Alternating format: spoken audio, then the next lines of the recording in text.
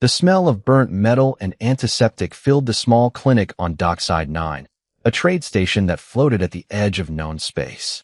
Dr. Rel adjusted the lights above the medical table and waited for the next patient. Rel was not human. Rel belonged to a species called the Orvane, tall beings with gray skin and 4 long fingers on each hand.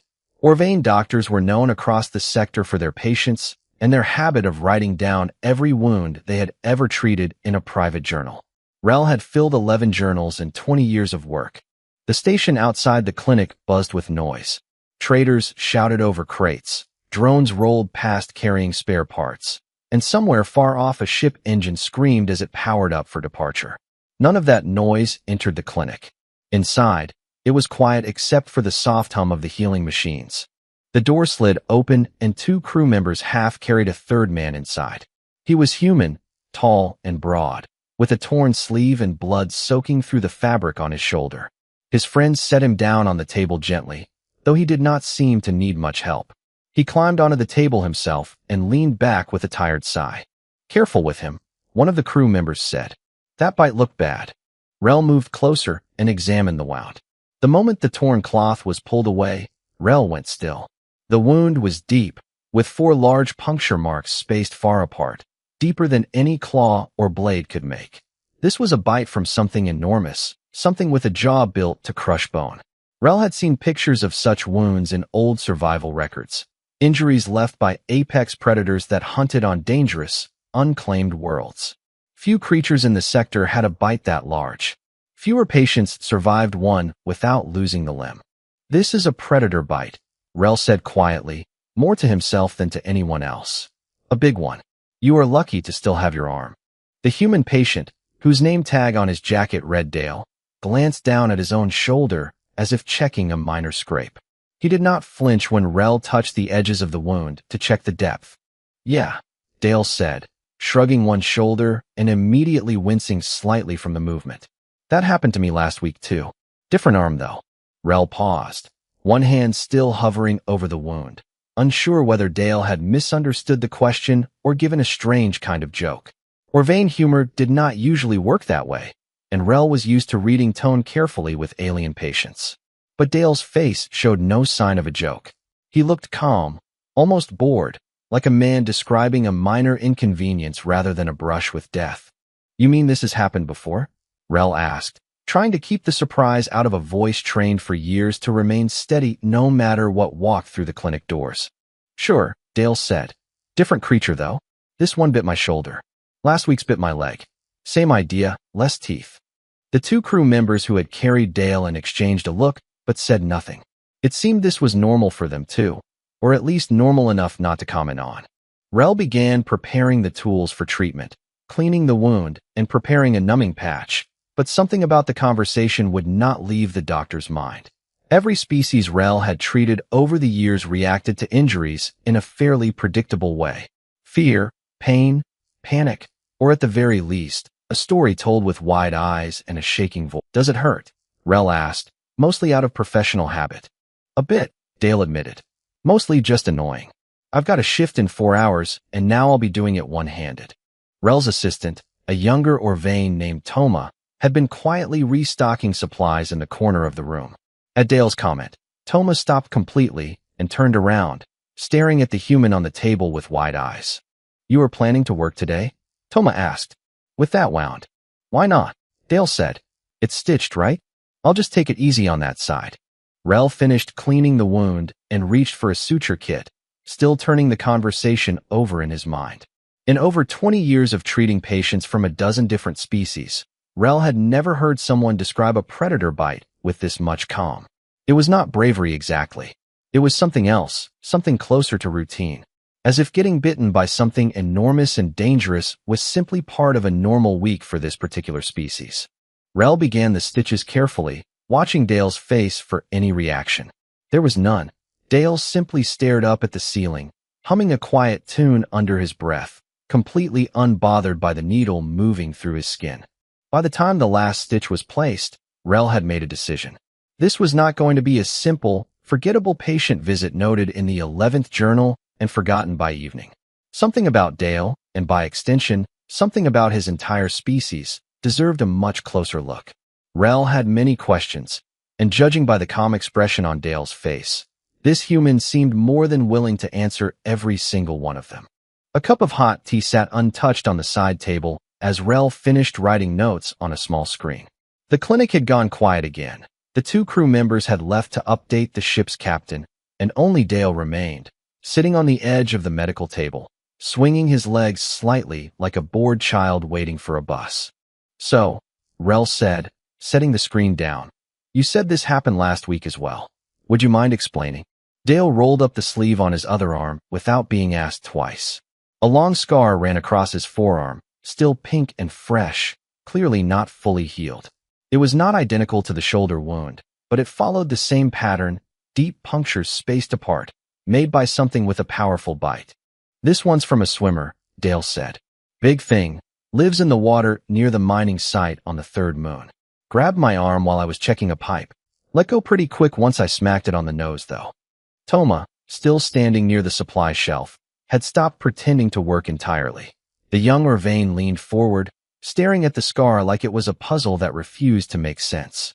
"You hit it," Toma said slowly. "The creature that bit you. You hit it back." "Yeah," Dale said, as if this were the most obvious thing in the world. "It let go after that. They usually do, once they realize you're not going to be an easy meal." Rel exchanged a glance with Toma. In all the medical training Rel had received, patients who described being attacked by dangerous predators rarely described fighting back so casually, and even fewer described it working. Most species avoided predator territory entirely, and if attacked, the standard advice was to run, hide, or call for help. Dale spoke about punching a dangerous water creature the way someone might describe swatting away an insect. "Is this normal?" Rel asked carefully. "For your kind? To be bitten this often?" Dale thought about the question for a moment, tilting his head slightly. "I mean, not every week. But yeah, it happens. Comes with the job. We work in a lot of places that have big, dangerous animals around. You learn to deal with it." "And you do not seek help right away?" Rel asked. "Depends how bad it is," Dale said. "If it's small, you patch it yourself. If it's big, you find a clinic. This one felt big enough to need stitches, so here I am." Rel found this answer both reasonable and completely alarming at the same time. The wound on Dale's shoulder had been severe enough that most patients from other species would have gone into shock. Yet Dale had walked, or at least been walked, into the clinic under his own power, complaining more about missing his shift than about the injury itself. Toma finally set down the supply box completely and walked closer to the table, curiosity clearly winning over caution. "Do all humans react this way to being hurt? Or is it just you?" Dale laughed a little at that, a short, easy laugh that echoed slightly in the quiet clinic. "Pretty sure it's most of us. My father broke his leg once fixing a fence back home and finished the job before going to the hospital. My sister got stung by something nasty on a hiking trip and just kept walking because she didn't want to ruin the trip. We're not special, we're just used to it." Rel picked up the screen again and began typing quickly, recording every word. This was no longer a simple treatment log. This was starting to feel like the beginning of something far more important, a window into a species that reacted to danger and injury in a way Rel had never documented before. "Used to it how?" Rel asked. "Used to being injured, or used to dangerous animals in general?" "Both, I guess," Dale said. "Where we come from, there's a lot of things that can hurt you.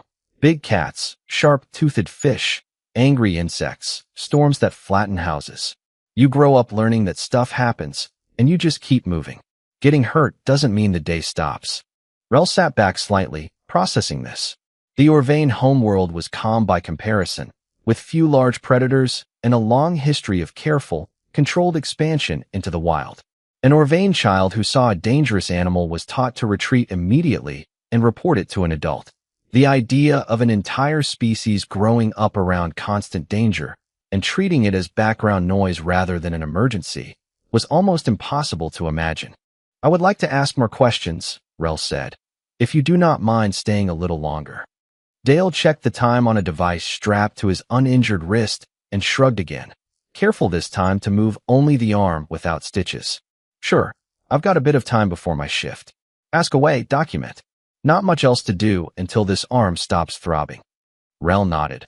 already thinking of the 11th journal sitting half-filled on the office shelf, and the growing suspicion that it was about to become far more interesting than any journal before it. By the time the station's second shift began, a strange story had already started moving through the halls of Dockside 9. It began with a maintenance worker who had overheard part of the conversation in the clinic through an open door, and by the time it reached the cafeteria near the docking bays, it had grown into something almost unbelievable. A human, the story went, had compared getting bitten by a massive predator to a minor scrape from doing yard work. Rel heard the story secondhand from another station doctor named Fenn, who stopped by the clinic later that day, clearly amused. "Is it true?" Fenn asked, leaning against the doorway with arms crossed. "A human really said a predator bite was nothing special?" "It is true," Rel said, still reviewing notes from the earlier conversation. "And it is only part of what he said. I believe there is more here than one strange comment from one strange patient." Fenn raised an eyebrow, clearly not convinced. "One human with a high pain tolerance does not make a pattern, Rel." "Perhaps," Rel said, "which is why I intend to check." Over the next several hours, Rel did something unusual for a station doctor with a full patient list. Instead of moving on to the next case, Rel requested access to the medical logs of every human patient treated at Dockside 9 over the past 2 years. It took time to gather, since humans were not the most common visitors to the station, but there were enough records to begin building a picture. The first record Rel found was of a female human engineer who had crushed 2 fingers while repairing a docking clamp. According to the log, she had wrapped the fingers in tape, taken a pain reliever, and finished her repair shift before finally visiting the clinic 3 hours later. The attending doctor at the time had noted her calm demeanor with visible confusion. The second record was even stranger. A human pilot had cracked 2 ribs during a rough landing and continued flying 2 more short trips before mentioning the injury to anyone, explaining afterward that the cargo needed to be delivered on schedule and the pain was manageable. The third record made Toma, who had been reading over Rel's shoulder, let out a small, disbelieving laugh. A human trader had sliced his hand open on a broken container and, rather than wait in a queue at a nearby clinic, had used a small sewing kit from his personal bag to close the wound himself. He returned 3 days later only because the stitches had started to itch. "This cannot be normal," Thomas said, staring at the screen. "No species treats injury like this. It goes against every basic instinct of self-preservation." "That is exactly why it interests me," Rel said, pulling up another file. "Every species we know reacts to pain and danger with caution. Humans appear to react with mild irritation." As word of Rel's growing interest spread, other station staff began contributing their own stories. A dock worker mentioned a human who had walked off a broken ankle for half a day before admitting something was wrong. A shopkeeper recalled a human customer who had casually mentioned being stung by something venomous the week before, describing it the way someone might describe stubbing a toe. Even the station's transport pilot, a gruff older Orvain named Brack, added his own account of once flying an injured human passenger who spent the entire trip complaining not about the pain, but about missing a card game back on his ship. Rel began organizing all these reports into a growing file, cross-referencing severity of injury against calmness of reaction. A pattern was forming quickly, and it was not a small one. It seemed the sample size, small as it was, pointed towards something deeply embedded in human behavior rather than a handful of unusually tough individuals. "Maybe it is cultural," Thomas suggested, "something they are taught." "Perhaps," Rel said, "but cultural behavior alone does not explain physical tolerance for injuries this severe. There is something biological here as well, something built over a very long time." Fenn, still standing near the doorway and now far more interested than before, walked closer to look at the growing collection of records. "You think their homeworld did this to them?" "I think," Rel said slowly, choosing each word with care, "that a species does not develop this kind of casual relationship with pain and danger by accident. Something about where they come from must have made it necessary." The clinic fell quiet for a moment as the weight of that idea settled over the small room. Toma looked between the medical files and the empty treatment table where Dale had been sitting only hours earlier, still trying to picture a world dangerous enough to make bites and broken bones feel like small, forgettable inconveniences. Rel reached for the console and typed a new request into the station's information archive. One simple search that would change the direction of the entire evening. Pull every available record, Rel said quietly, on the planet called Earth. The station archive took a few minutes to gather everything filed under the planet called Earth, and when the results finally loaded onto the screen, Rel sat back slightly, surprised by how much there actually was. Most homeworld files in the archive were short summaries meant for trade purposes, listing basic details like atmosphere, gravity, and available resources. The file on Earth was much longer than most, filled with warnings, historical notes, and long lists of dangerous wildlife. This is unusual, Rel said, scrolling through page after page. Most homeworld files are a few paragraphs. This one goes on for hours. Toma leaned over to read along, eyes widening with each new section. The file described a planet covered in an enormous variety of environments, each one home to different dangerous creatures. There were large, fast predators built for chasing prey across open land. There were smaller creatures whose bite carried enough venom to kill in minutes. There were massive water creatures with teeth built for tearing through thick hide, and countless insects capable of causing serious harm despite their small size. How did anyone survive there long enough to build a civilization? Toma asked, half joking, half serious. According to this, Rel said, pointing at a section of the file, for most of their history, they did not have advanced tools to protect themselves. For thousands of generations, humans lived directly among these dangers with only basic weapons and shelter. Survival depended on facing these threats regularly, not avoiding them completely.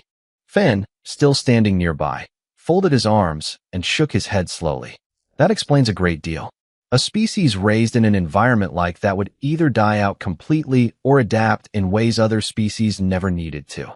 Precisely, Rel said. It appears humans adapted.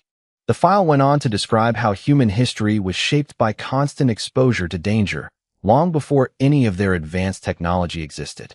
Entire sections detailed early human settlements built specifically with defenses against large predators, hunting practices that required facing dangerous animals directly, and even old historical accounts of humans surviving encounters that, according to the file's own analysis, should have been fatal by any reasonable standard.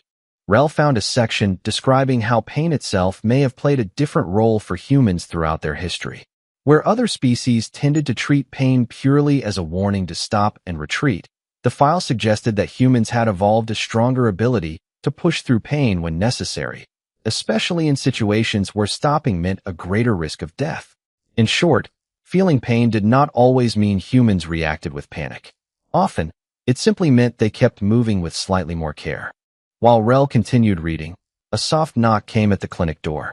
Dale had returned, his stitched shoulder now covered with a fresh dressing, holding a cup of something warm from the nearby food stall.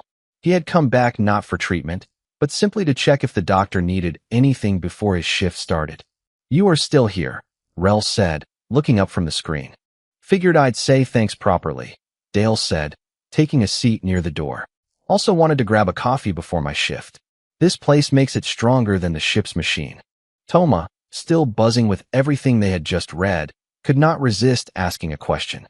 "Have you ever faced something like what is described in your planet's history? A dangerous animal, without any weapons or protection?"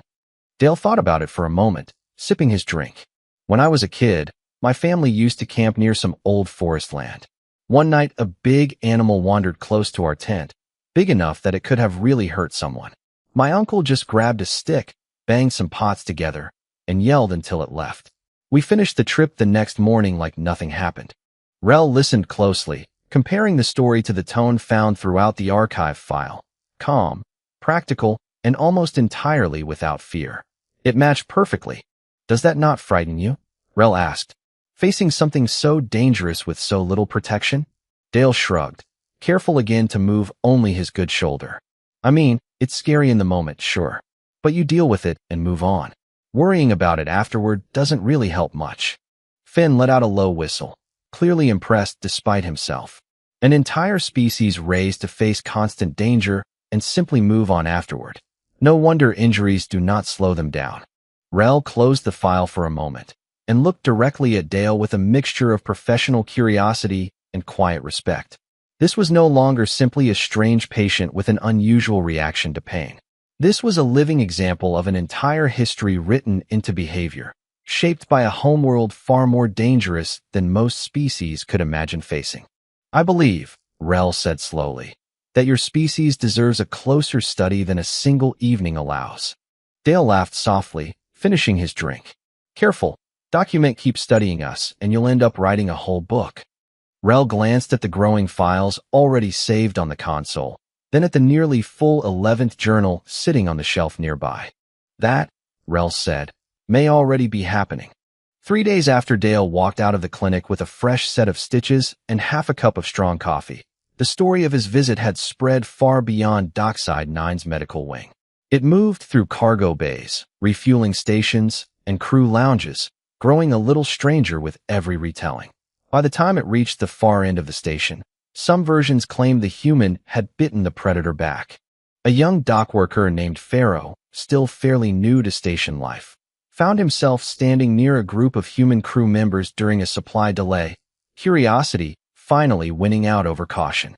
"Is it true?" Pharaoh asked one of them, a woman repairing a loose cable near the loading bay, "that a human just shrugged off a predator bite like it was nothing?" The woman, who introduced herself simply as Rhea, laughed and held up her own arm, showing a faded scar near her elbow. "Depends on the bite, but yeah, that tracks. Doesn't mean it doesn't hurt. Just means we don't usually stop moving because of it." Pharaoh stared at the scar, unsure whether to be impressed or deeply unsettled. "Does that not worry you? Getting hurt so often?" Rhea shrugged, going back to her work. "You get used to it. Where I grew up, if you stopped every time something scared you, you'd never get anything done." Stories like this one repeated themselves across the station in different forms. A trader mentioned overhearing two humans discussing an injury the way most species discussed the weather: brief, factual, and quickly forgotten. A repair crew supervisor noted that human workers on his team rarely requested medical leave, even after minor accidents that would have kept other species off duty for days. Slowly, without anyone officially announcing it, the general opinion of humans across Dockside 9 began to shift. Some species reacted with quiet respect, admiring what looked like remarkable endurance. Others reacted with more caution, choosing to avoid unnecessary risks around known predator territory even more carefully than before, reasoning that if creatures could leave marks like that on a species as tough as humans, they wanted no part of it themselves. Meanwhile, inside the clinic, Rel had been busy turning scattered notes and personal observations into something more organized. What had started as a single strange encounter with one patient had grown into a small but detailed study, complete with medical records, historical background from Earth's archive file, and first-hand accounts gathered from other station staff. "You have enough here for an official report," Finn said, reading through the growing document over Rel's shoulder one afternoon. "This is not a small file anymore." "It is not meant to stay small," Rel said. "If other clinics across the sector begin seeing more human patients, they should understand what they are dealing with. A wound that looks severe to us may be treated by the patient as a minor inconvenience. That difference in perception could lead to serious mistakes if a doctor assumes the patient's calm reaction means the injury is not serious." Toma, now fully invested in the growing project, had taken to updating the clinic's internal treatment guide with new notes specifically for human patients. Warnings were added, such as reminders to check wound depth carefully regardless of the patient's described pain level, and notes explaining that humans might request to leave treatment early to return to work, something other species rarely did unless the injury was extremely minor.